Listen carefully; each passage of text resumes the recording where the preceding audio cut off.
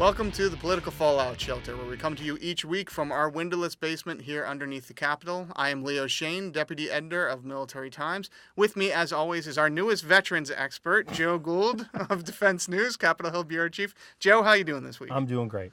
Look, we're recovering from some of the frantic VA news that came down last week on Friday. There's been a lot of different issues that have come up, defense and veterans-wise, in the last few days here. So I wanted to do a step back this week to sort of look at things that are actually going to happen and things that are not going to happen, but we're still talking about them. So in the category of things that are going to happen, we're right in the middle of NDAA season. Last week's podcast, we talked all about the Defense Authorization Bill and its importance. But this week, we're launching into another round of nonstop, defense authorization funds. So let's just do a recap of where we stand and what is going to happen with this bill. Sure. NDAA passed in the House. Next week, we're expecting amendments to be debated on the floor before the House votes on the NDAA. Yeah, so it passed in the House Armed Services Committee. The House Armed Services Committee, and the Senate Armed Services Committee is going to take up their version of the bill, mostly in private. So this amendment process is going to be long and painful. Over 500 amendments filed already. We'll see which ones actually get to the floor this week. But there's going to be a lot of contentious issues, going to be a lot of concern, but none of this makes us think that this bill isn't eventually going to get passed. No, I think it's likely to get passed, but it's not going to be immediate, right? The House and Senate have to reconcile their versions. I don't think we are likely to see it until the fall, really. So we'll get the Senate version at the end of this week. It'll actually be out of the House at the end of this week. All they've got to do is reconcile, and it's still May, and it'll still take 6 months to get the work done. So always does. So, and part of the reason for that is this is such a massive, expansive bill. I mean, we're talking, several hundred pages of in-depth military policy. Some of the differences are pretty mundane, in the weeds things. A difference in bonuses, difference in pays, difference in specific equipment amounts. Yeah, and it could be differences in terms of how many littoral combat ships the House wants versus the Senate. I mean, it does come down to, equipment and hardware. But also policy issues. We were talking about the sage grouse last week. That is an issue that could hold up the conversations between the House and the Senate as staffers, and then finally the leadership of the committees hashes out what's going to be in the bill that the entire Congress votes on. But the bottom line, as the staff reminds us every single year, is that the bill will eventually pass. We will be, before the end of the year, there will be another defense authorization bill. They've had it for 57 straight years now. This is the one reliable thing from Congress. Everything else comes and goes, but they manage to pass an NDA each year. Well, the fact that it passes every year, that's sort of its burden too, right? That's why we have 500 plus amendments, because if there's one train leaving the station, folks want to be on it. Sure. The other thing that is going to happen, and this was a bit more of a surprise last week, is that we got a pretty massive veterans legislative package. This is a $52 billion over 5 years that deals with community care reform. That's all the outside access to doctors for veterans. It deals with the caregivers expansion. It deals with a possible BRAC-like commission to deal with VA assets. These were the three gigantic veterans issues that have sort of been hanging for months and months. It didn't look like Congress was going to get there, but just in the last few weeks, we saw a couple of breakthroughs, and now the House has already passed this gigantic legislative package, and the Senate is about to pass it this week. How big of a sticking point do you think the price tag is going to be? I mean, $50 billion, even over 5 years, there's a lot of domestic spending priorities that are all trying to squeeze out of a pretty narrow doorway. Yeah, and you and I have talked about this on the defense side, but not so much on the non-defense side. I don't think it's going to be a sticking point this week. I think it's going to be a major problem next spring when it comes due, and we're starting to talk about the fiscal 2020 appropriations bill. So a lot of these are a lot of wins for lawmakers to go back to their districts for Memorial Day recess and say, look, here's what we've done with veterans. Department of Veterans Affairs has been a mess. By the way, we just got a new VA secretary nominee, but it's been a mess. But we've been able to help out veterans. We're moving ahead. We're going to get to the right place, and we're going to respect veterans. And then, yes, we've heard from a lot of Democrats say, but you still have the budget caps in place for next year. You still have sequestration. This is all going to cost more money. This is going to squeeze other priorities. And the response right now is, well, we'll look at it next spring. We'll worry about it then. So, which is a common response from Congress. So, look, that will happen, though. I have no doubt that that's going to pass the Senate. On the list of things that aren't going to happen, and we may still be talking about next spring, top of that list is probably the authorization for use of military force for troops overseas. Right. And you were covering that this week. Yeah, I mean, it's it can seem like a pretty wonky issue. It's, we're still operating on the war authorizations that are, post 9/11. There's widespread agreement that they've been stretched in the 16, 17 years since right. to cover the Islamic State group. And there is now a new war authorization proposal, bipartisan, that's being debated by the Senate Foreign Relations Committee. It's co-sponsored by Bob Corker, the chairman, a Republican, and Tim Kaine, a Democrat who has, as Corker said, wandered in the wilderness for a long time on this issue. He's wanted a new war authorization. He's had a variety of proposals over the years.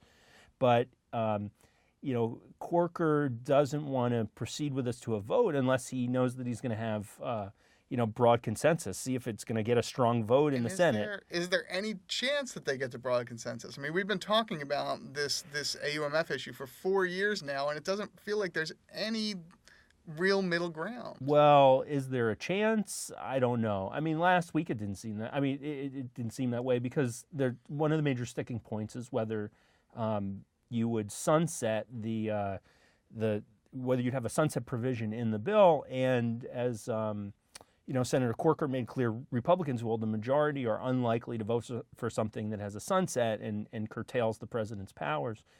Democrats, on the other hand, in large number, say that they do want that, and you have. This isn't something you can just sort of fudge around. Either you say that we've got to get rid of the old authorizations and really put new limits on the president, or we've got to leave them because we can't possibly have any limits. There's not a nice middle area, it seems. Well, it seems pretty black and white. At the same time, they have tried to strike a balance in the bill by kind of having these greater transparency. The president would have greater notification requirements. Those could potentially trigger votes in the Senate. Tim Kaine has pushed for that, saying, "Look, this is more than we've had." There's this argument that the Congress has really abdicated its responsibility around authorizing war. I mean, when you get into it, it's like a real kind of wonky constitutional issue. Who has the power to make war? Is it the president or Congress? And there's some who are saying that strictly through its abdication, Congress has ceded that power to the presidency. Well, and look, we love wonky congressional debates. That's why we do this for a living. But it just doesn't feel like this is ever going to go anywhere. Yeah, I don't know whether we're going to really see that. I mean, a more left-leaning Democrat, Senator Merkley out of Oregon, has introduced a proposal that would compete with the Kaine-Corker proposal. So it seems like that's going to prolong things. Okay. Also on the list of things that are never going to happen up here in Capitol Hill, but we're still going to be talking about for months to come, contentment with the defense budget. So look, we had the big budget deal that came out earlier this year that set the top line spending for the Defense Department at $700 billion for fiscal 18 and for fiscal 19, and $716 billion for the next fiscal year. Trump repeatedly has hyped this as rebuilding the military. You've heard a lot of positive talk up here on Capitol Hill. This is on the right step now. Positive talk from the Pentagon as well. Yeah, so this all seems good. And now this week we saw a report from Mackenzie Eglin over at American Enterprise Institute saying, hold on, not so fast, guys. This really isn't that much money when we're talking about military priorities. Yeah, she's got two criticisms. One is that in the out years, So yeah, she acknowledges that the $700 billion is a significant bump, But the 716, she argues, is just really kind of an adjustment for inflation. And if you look at what's called the 5-year defense plan, the out years of this budget in the near term, the spending is pretty flat. And she's arguing that is not enough to rebuild the military.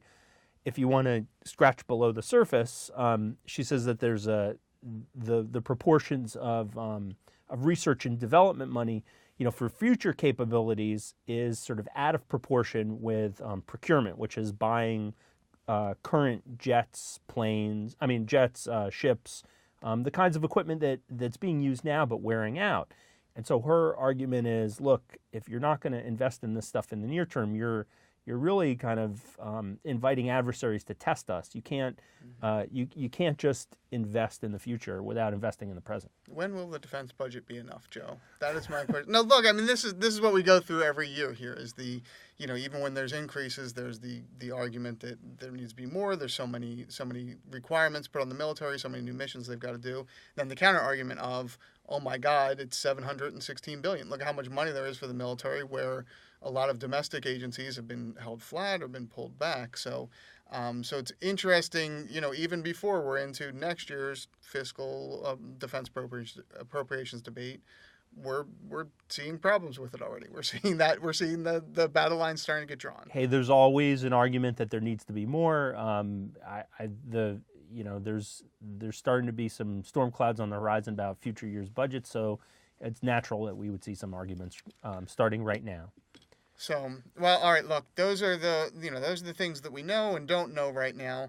One other issue I wanted to bring up this week, and this was more on the veterans beat than on the other side, but we saw a minor controversy erupt with the new VA ID cards that came out. These are just cards used for services, private services, go to Home Depot and get a discount.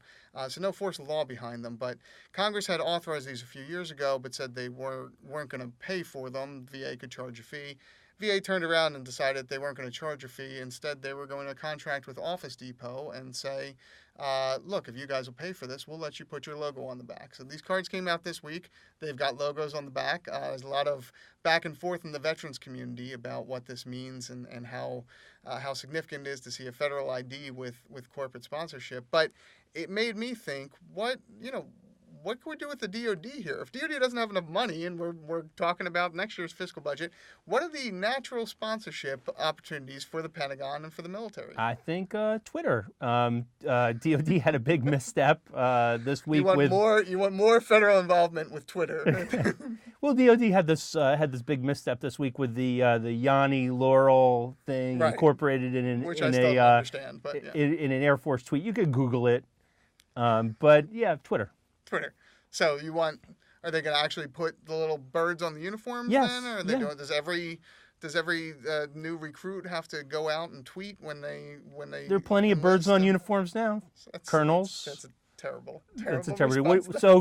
All right. Look, natural space here. I can already see it. HBO. There's many different ways they can go with this. The Pentagon already works with studios on producing movies and doing that. They cut out the middleman here. You just go directly to HBO. You produce your own movies. If you didn't like War Machine on Netflix, you just do your own with HBO. And then you've also got the possibility for crossovers. You want to see Secretary Madison Game of Thrones. I mean, I can see a lot of stuff there. So would you like put a GoPro on every helmet? Is that sort of? I mean, there's cameras on those things anyway, right? That. So, and the most obvious and possibly most profitable part of this whole thing. A lot of people forget that HBO is partnered with Sesame Street now. So, if you've got the Pentagon and you've got Sesame Street, I mean, it's basic shapes now. It's a natural connection there as we go into. Yeah. Look, we'll be covering all of this stuff if it happens, and if it doesn't, and if any of this stuff comes, we'll cover it on militarytimes.com and defensenews.com. You can follow me all week long. I'm at Leo Shane. I'm at Reporter Joe. Thanks for tuning in. We'll see you next week.